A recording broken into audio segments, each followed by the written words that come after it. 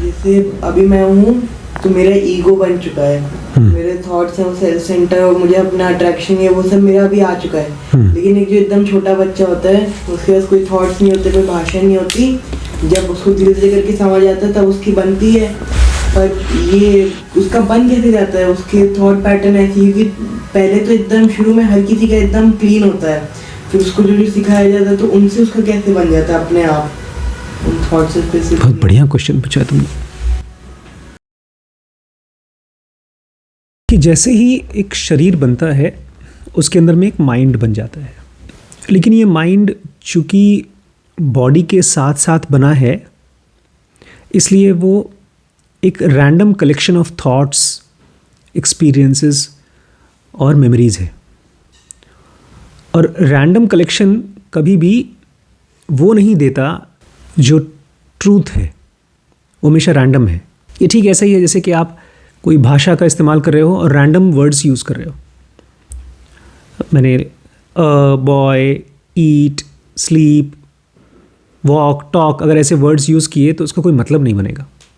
तो जो thoughts, emotions, experiences, memories randomly इकट्ठे होते हैं उसी को बोलते हैं ईगो। और वो एक छोटे बच्चे का बनना शुरू हो जाता है। जब तक उसके अंदर में थॉट्स नहीं होते तब तक उसके अंदर में ईगो नहीं होता। लेकिन इसको हम डिवाइन फ्रैगमेंट नहीं बोलेंगे, क्योंकि अभी भी ये जो थॉटलेसनेस है बच्चे की वो वल्नरेबल है। वो जैसे ही बच्चा बड़ा होगा उसके अंदर में ईगो आ जाएगा और वो सफ़र करना शुरू कर देगा। तकरीबन मेरी लाइफ में हुआ था, मैं इफ़को में था KB 22 में, हाँ मेमोरी KB 22 GC 31 में था मैं, उसके बाद KB 22 में। तब मेरी एक सीरीज़ ऑफ मेमोरी, जिसको मैं बोल सकता हूँ कि मेरी मेमोरी थी, वो बनना शुरू हुई। मुझे याद आना शुरू हुआ, अभी भी याद है, मैं साइकिल पे चलता था, मैं दोस्तों के साथ खेलता था। स्कूल में मेरा एक फ्रेंड था, उसका नाम भी याद है, शक्ल नहीं याद है, शाजी नाम था उसका, शाजी। उसके घर पे मैं डोसा खाया करता था, लेकिन वो टिट्स एंड बिट्स से याद है। लेकिन हाँ, उसके बाद से मुझे अपना होना सेपरेट फ्रॉम द वर्ल्ड याद है कि मैं हूँ, अलग से कुछ हूँ। लेकिन मुझे 1976 दिसंबर में पैदा हुआ था मैं, और मेरी मेमोरी बनना शुरू हुई मेरी कॉन्शियसनेस में 1981 में। 76 दिसंबर, तो 77, 78, 79, 80, 81, हाँ ऑलमोस्ट 4 साल तक के लिए मुझे याद नहीं है कि मैं कहाँ रहता था। मम्मी बताती हैं मैं इफ़को में पैदा हुआ था, गुजरात में। गुजरात का कोई सीन मुझे याद नहीं है। तो याद क्यों नहीं है? क्योंकि उस समय मेरा ईगो सॉलिडिफाई नहीं हुआ था, मैं एज अ पर्सनैलिटी नहीं बना था। मैं आसपास की चीज़ों को देखता था और रिस्पॉन्ड करता था। लेकिन उसके बाद से 1981-82 से मैंने चीज़ों को देखा, लेकिन रिस्पॉन्स प्योर नहीं था। देख करके सीधा रिस्पॉन्स नहीं आता था, रिस्पॉन्स आता था मेमोरी में से कि ये मैं हूँ। मुझे पक्का है कि उसके पहले भी मुझे मार पड़ी होगी, लेकिन कभी बेइज्जती नहीं फील हुई। लेकिन उसके बाद से हर्ट होना, गुस्सा होना, अपना अलग महसूस होना शुरू हो गया था। तो आपका जो सवाल है कि एक आदमी का ईगो कब बनना शुरू होता है, वो तो नेचुरल बनना शुरू हो जाता है जैसे आपकी मेमोरी इकट्ठी होती है। क्वेश्चन ये होना चाहिए कि ईगो ख़त्म कैसे होता है। जैसे ही आपकी मेमोरीज़ में, आपके थॉट्स के बीच में गैप बढ़ना शुरू होता है, ऑब्जर्वेशन बढ़ना शुरू होता है। जब आपको दिखता है कि मैंने इस सिचुएशन में ये फील किया और वो फीलिंग मुझे एक्ट करा रही है।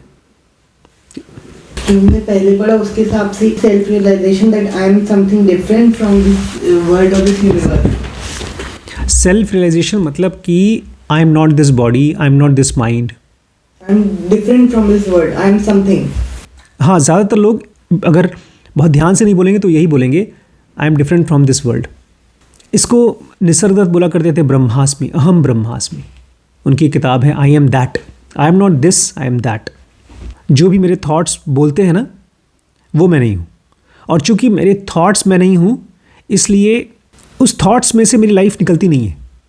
अगर किसी ने आपके साथ कुछ बहुत बहुत बुरा किया तो आप उसको याद नहीं रखेंगे 10 साल बाद, और उसको फिर रिस्पॉन्ड नहीं करेंगे।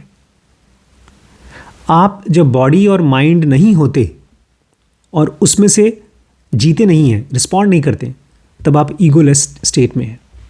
लेकिन वो होता कैसे है? एक तो कॉन्शियस स्टडी से, बिकॉज आज की क्लास अच्छी हुई तो हमने थोड़ा सा ईगो को समझने की कोशिश की, अवेयरनेस को समझने की कोशिश की, लेकिन कल चूँकि ये हैबिट माइंड की और बॉडी की हैबिट बहुत पुरानी है और ये 24 घंटे चलती है, इसलिए कृष्णमूर्ति ऐसे लोग बोलते हैं कि you have to know yourself every day every second. जैसे कार चलाना, आप 24 घंटे रास्ते को देखते रहते हो रास्ते पर, ऐसे ही आपको धीमे धीमे अपनी लाइफ का एजेंडा ये होना चाहिए कि ठीक है, जो भी मैं काम कर रहा हूँ, मैं प्रोफेशन में जा रहा हूँ, मैं फैमिली में जा रहा हूँ, मैं अपने आप को एंजॉय करवा रहा हूँ, लेकिन इस पूरे प्रोसेस में मैं हूँ, मैं कौन हूँ, मैं कैसे रिस्पॉन्ड कर रहा हूँ, एक स्टडी चलनी चाहिए। ये ऐसी स्टडी चलनी चाहिए जैसे आप किसी लैब में किसी एनिमल को स्टडी कर रहे हो और वो एनिमल कोई और नहीं है, मैं खुद ही हूँ। 2 एनिमल इनफैक्ट, एक बॉडी एक माइंड, क्योंकि बहुत बार माइंड कुछ चाहता है, बॉडी वो नहीं चाहता। माइंड जगना चाहता है, कुछ करना चाहता है, बॉडी सोना चाहता है। माइंड जीना चाहता है, बॉडी मर रहा है। माइंड एकदम हेल्दी रहना चाहता है, बॉडी बीमार हो रहा है। तो ये दोनों को आप अलग अलग सिचुएशन में स्टडी करते करते, अपने आप को ऑब्जर्व करते करते, स्टडी करते करते ये डिस्कवर करते हो कि ये तो मैं नहीं हूँ, ये तो मैं नहीं हूँ, ये तो मैं नहीं हूँ। It should be your whole life's agenda. और इसीलिए आपको बुक्स भी पढ़नी चाहिए, अलग अलग टाइप की बुक्स पढ़नी चाहिए।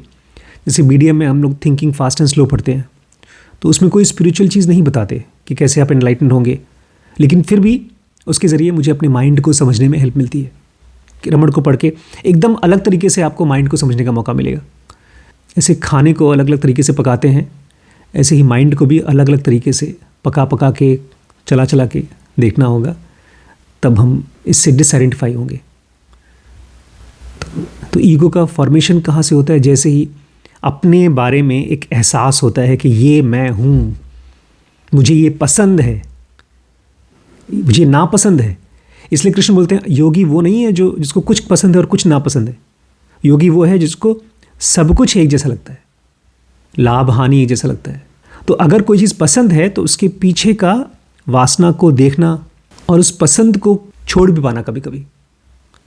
इसलिए कभी कभी जो बहुत मन की चीज़ है ना करना, कभी कभी करना, कभी कभी ना करना। इसी तरह से मालूम पड़ेगा कि ये बॉडी और माइंड कैसे बिहेव करता है। ईगो हमारा एक फ्रेंड भी बन सकता है अगर हम उसको पढ़ने के लिए यूज़ करते हैं। ईगो दुश्मन नहीं है, हाँ, लेकिन दुश्मन बन जाता है जब हम उसको स्टडी नहीं करना चाहते। एक साइंटिस्ट होता है, जंगल में घूमता है, जानवर उसके दोस्त हो जाते हैं, लेकिन वही एक शिकारी होता है, वो जानवर का दुश्मन होता है, जानवर उसको दुश्मन होते हैं। Be interested to understand your mind, तो वो हेल्प भी करता है।